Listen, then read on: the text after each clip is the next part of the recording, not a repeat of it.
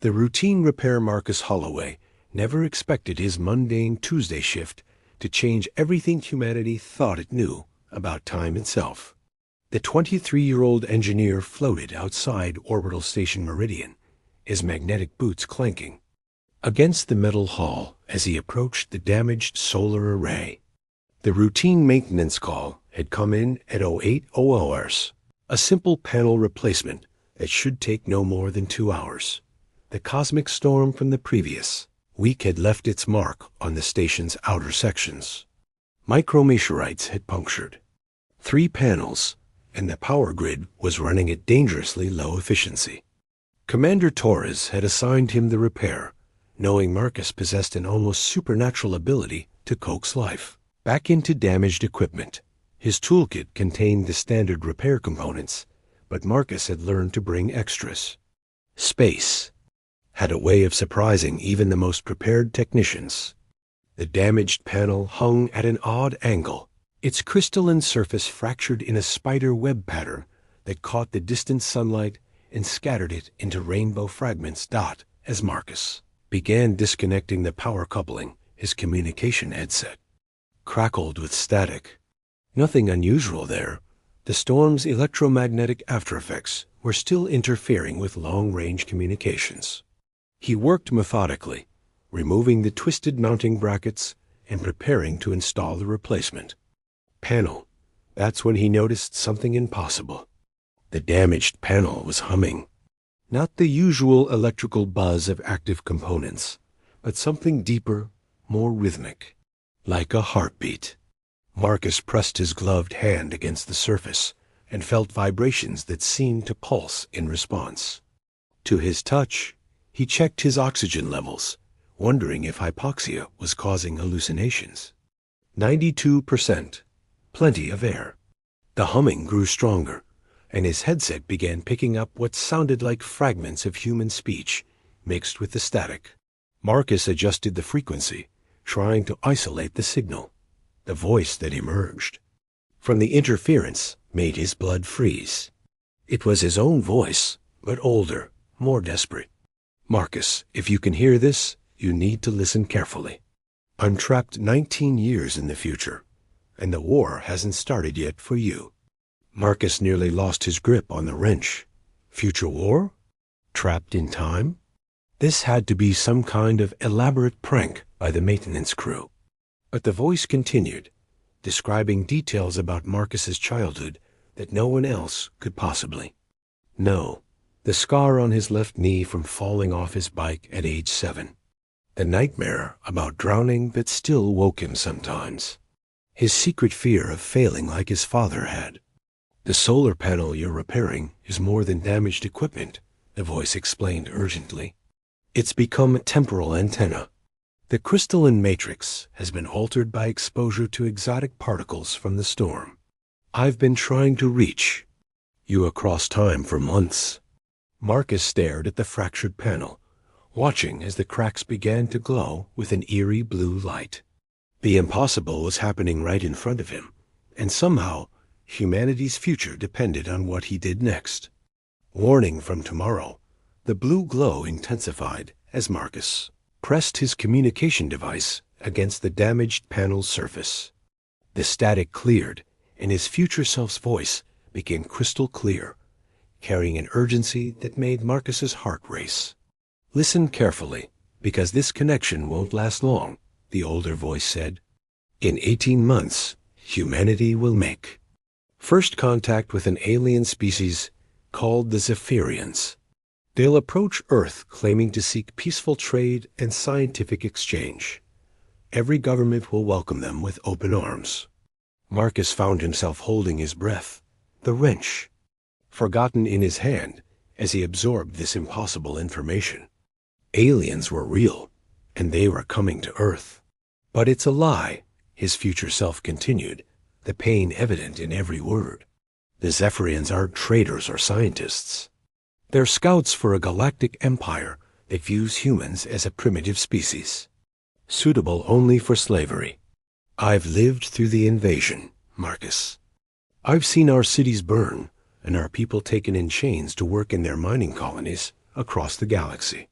The revelation hit Marcus like a physical blow. He gripped the station's hull to steady himself, trying to process the magnitude of what he was hearing. "How is this possible?" He whispered into his unit. "How are you speaking to me from the future?" "The temporal storm that damaged the station wasn't natural," came the reply. "It was caused by humanity's first attempt to develop faster-than-light communication using quantum entanglement. The experiment created a rift in space-time, and I've been using that rift to send signals backward through the crystalline matrix of these solar panels." Marcus examined the panel more closely. The fracture patterns weren't random as he'd initially thought. They formed complex geometric shapes that seemed to shift and change as he watched. "What do you need me to do?" "The invasion begins with the Zephyrians infiltrating our military and scientific communities. They study our weaknesses, learn our tactics, and then strike when we're most vulnerable. But you can change that. Hidden in the station's database is a file containing the technical specifications for a defensive weapon system. It's based on research that won't be conducted for another 15 years, but the theory already exists." Marcus's mind raced. He was just a maintenance engineer, not a scientist or military strategist. Why me? Why not contact someone with more authority? A bitter laugh echoed through the static. "I tried reaching the commanders, the politicians, the scientists, but they all dismissed the warnings as impossible fantasies. You're different, Marcus. You've always been able to see solutions that others miss. And you have something they don't. Have access to the station's restricted maintenance files." The weight of responsibility settled on Marcus's shoulders like a lead blanket. "What's in these files?" "The prototype designs for something called the quantum resonance cannon. It was theorized by Dr. Benjamin Cross 3 years ago, but his research was classified and buried because the energy requirements seemed impossible. What they didn't know is that the weapon can be powered by the exotic particles generated during temporal storms." Marcus's engineering mind began working on the problem automatically. The storm that damaged the station, it left residual energy. In the hull, didn't it? Exactly. The entire station is now saturated with temporal particles. With the right modifications, you could turn Orbital Station Meridian into humanity's first line of defense. But you have to act fast. The Zephyrians arrive in exactly 547 days, and it will take every moment of that time to prepare. The communication began to fade, the blue glow dimming as the temporal connection destabilized. "The file you need is designated QRC Alpha 7. Use your maintenance override codes to access it. And Marcus, trust no one completely. The Zephyrians have agents among us already." The hidden blueprint Marcus floated in stunned silence for several minutes after the connection ended, staring at the now dormant panel. The rational part of his mind insisted this was impossible, but the engineer in him recognized the elegant complexity of what he'd witnessed. The crystalline matrix, the exotic particles, the temporal field fluctuations. It all made a terrifying kind of sense. He completed the panel replacement with mechanical precision, his hands working automatically, while his mind processed the implications. As he returned to the station, Marcus felt the weight of knowledge that could save or doom humanity. The airlock cycled through its sequence, and he found himself face to face with Lieutenant Commander Rebecca Kane, the station's security chief. "Holloway, you've been out there for 4 hours," she said, concern evident in her voice. "Your scheduled repair time was 2 hours maximum. Is everything functioning properly?" Marcus hesitated. His future self had warned him to trust no one completely, but he needed all eyes if he was going to save the human race. Kane had always been fair with the maintenance crew, and her military background might prove invaluable. "The repair is complete, ma'am. Better than expected, actually. The damaged panel is now operating at 112% efficiency. Kane's eyebrows rose. That's impossible. Damaged equipment doesn't improve beyond factory specifications. I made some modifications. To the crystalline matrix, Marcus said carefully. It's a technique I've been developing. The exotic particle exposure from the storm actually enhanced the panel's capabilities. He studied Kane's reaction, looking for any sign that she might be one of the alien agents his future self had mentioned. But her expression showed only professional curiosity and impressed approval. Excellent work. Write up a report on your technique. Command will want to implement it across the fleet. Marcus nodded and headed for his quarters, his mind already planning his next move. He needed to access the QRC Alpha 7 file, but the station's computer systems maintain detailed logs of all access attempts. If there really were alien infiltrators monitoring human activities, a maintenance engineer accessing classified weapons research would certainly raise flags. The solution came to him as he passed through the engineering section. The monthly diagnostic cycle would begin in 6 hours, during which all personnel were required to run comprehensive system checks. He could bury his unauthorized access within the routine maintenance protocols, making it appear as though he was simply following standard procedures. Marcus spent the next few hours researching Dr. Benjamin Cross's public work, trying to understand the theoretical foundation for the quantum resonance technology. Cross had published several papers on exotic particle manipulation before his research had been classified. The mathematics were complex, but the basic principle was elegant in its simplicity. Traditional weapons relied on kinetic energy or explosive force. The quantum resonance cannon would instead manipulate the fundamental frequencies that held matter together. By generating specific harmonic patterns, it could destabilize the molecular bonds of any target, effectively causing enemy ships to disintegrate at the atomic level. When the diagnostic cycle began, Marcus began his careful infiltration of the classified database. His maintenance codes granted him access to surprisingly deep levels of the system, a necessity for engineers who needed to repair and modify critical infrastructure. The QRC Alpha 7 file was buried within layers of encryption, but Marcus had learned to navigate such obstacles during his apprenticeship. The file contained terabytes of data, blueprints and equations that would take months to fully comprehend. But one document immediately caught his attention, a timeline projecting the weapon's development requirements.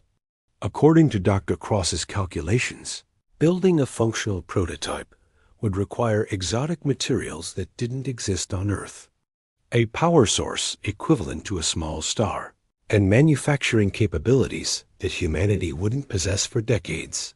Marcus felt despair creeping in until he noticed a small annotation in the margin, apparently added by Dr. Cross himself. Alternative approach: utilize ambient temporal field energy as primary power source. Theoretical efficiency increase of 847%. Further research required. This was it. This was why his future self had guided him to these files. The temporal storm hadn't just damaged the station, it had transformed it into the perfect testing ground for humanity's most advanced weapon.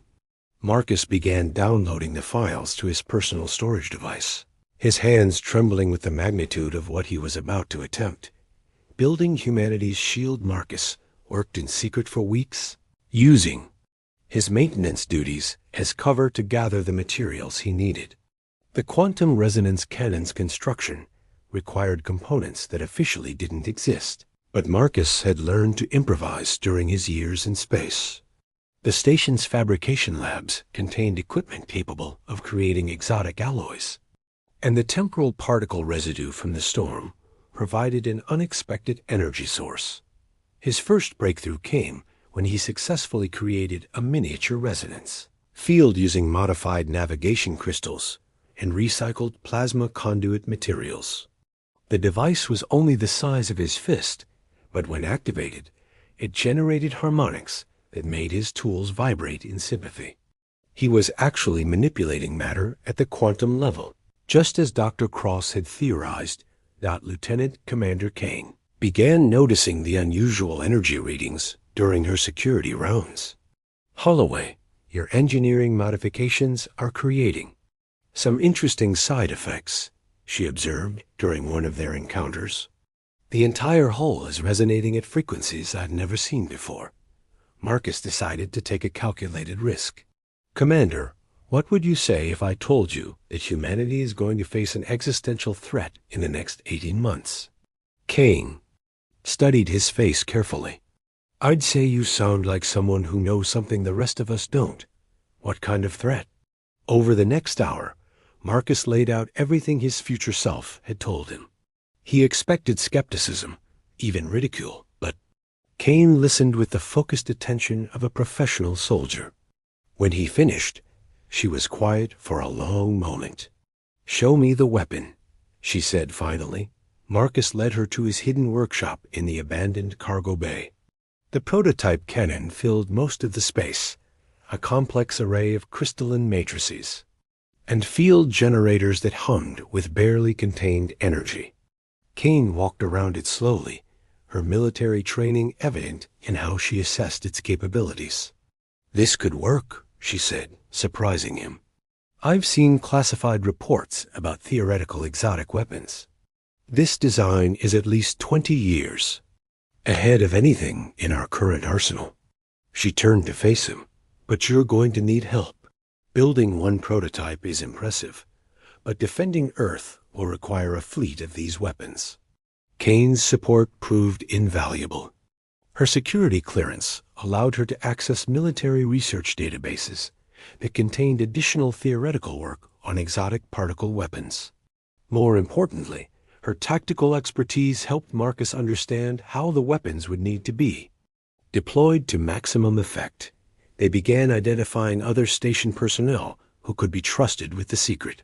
Chief Engineer Patricia Voss joined their group after Kane convinced her that the energy readings from Marcus's work weren't dangerous, but revolutionary. Dr. James Fletcher, the station's physicist, initially resisted their claims until Marcus demonstrated the prototype's ability to disintegrate a test target at the molecular level. "This violates several laws of physics," Fletcher said, staring at the empty space where a metal plate had existed moments before. "But I suppose laws are only as good as our understanding of the universe." The team grew slowly and carefully. Each new member was thoroughly vetted and gradually introduced to the reality of the coming invasion. By the time Marcus had been working on the project for 3 months, they had 15 people working in shifts to accelerate development. The breakthrough came when Dr. Fletcher discovered that the temporal particles weren't just providing power, they were actually creating localized distortions in spacetime. This meant the quantum resonance effect could be transmitted faster than light, making the weapons capable of hitting targets before conventional sensors could even detect the firing. "We're not just building weapons," Fletcher explained during one of their clandestine meetings. "We're creating technology that will give humanity a decisive advantage in space combat. The Zephyrians may have superior numbers and established tactics, but they won't be expecting weapons that operate outside their understanding of physics." As Marcus watched his team work, he felt a surge of pride in what humanity could accomplish. When faced with impossible odds, they were engineers, soldiers, and scientists who had come together to build something that shouldn't exist, powered by energy from a future that might never come to pass. It was exactly the kind of stubborn refusal to accept defeat that would define humanity's response to any threat. Humanity's final gambit. The call came exactly 547 days after Marcus first heard his future self's warning. Long-range sensors detected massive objects approaching from the outer solar system, moving at velocities that defied conventional physics. The Zephyrian fleet had arrived, just as predicted. Marcus stood in the command center of what was now officially designated as Orbital Defense Platform Meridian, watching the tactical displays as 18 alien ships entered Earth's gravity well.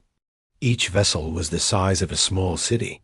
There, hulls gleaming with an otherworldly metallic sheen that seemed to absorb rather than reflect light. "They're beautiful," whispered Dr. Fletcher, his scientific curiosity momentarily overriding the terror of the situation.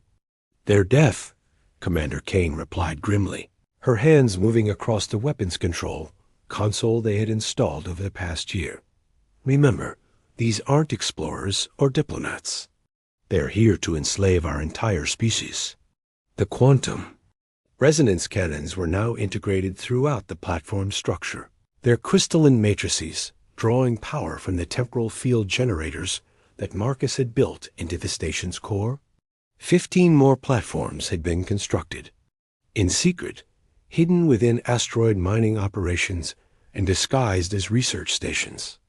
Earth's defense network was ready, but they would only get one chance to prove that humanity deserved its freedom. The alien fleet moved into formation above Earth, their ships positioning themselves over major population centers. When the communication channels opened, the voice that emerged was melodious and seemingly friendly, speaking perfect English with only a slight harmonic undertone that sounded almost musical. "Greetings, people of Earth. We are the Zephyrian Collective, representatives of the Galactic Union of Civilized Worlds. We come in peace, offering trade, technology, and the opportunity for your species to join the galactic community." Marcus felt sick listening to the lies. His future self had described this exact moment, a carefully crafted deception that would convince Earth's leaders to welcome their own destroyers. On the communication screens, he could see world leaders preparing to respond with joy and excitement. "Now," Kane said quietly. Marcus activated the quantum resonance network.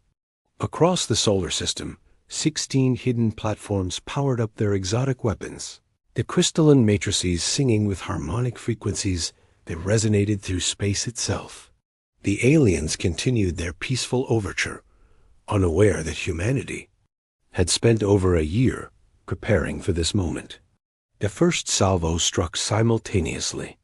Quantum resonance beams, invisible to conventional sensors, reached out across space at faster-than-light speeds.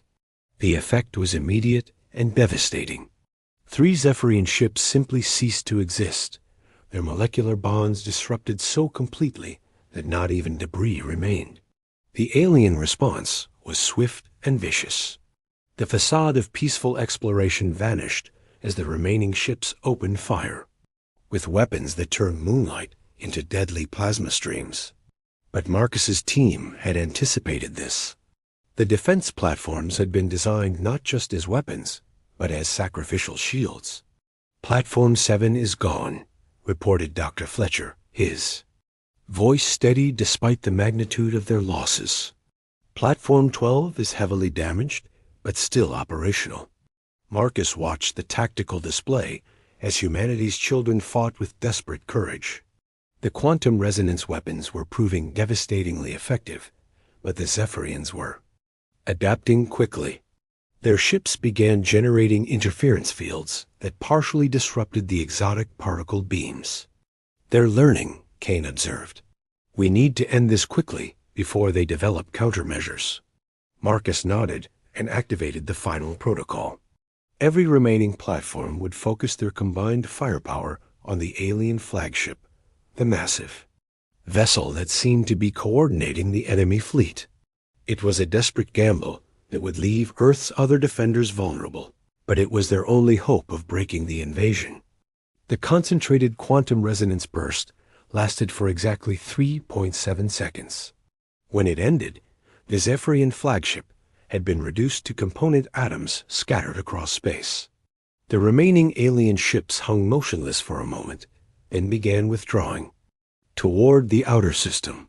"They're retreating," Fletcher said in amazement. "We actually made them retreat." Marcus allowed himself a moment of triumph before reality set in. This was only the first wave. The Zephyrians would return with better shielding and more ships.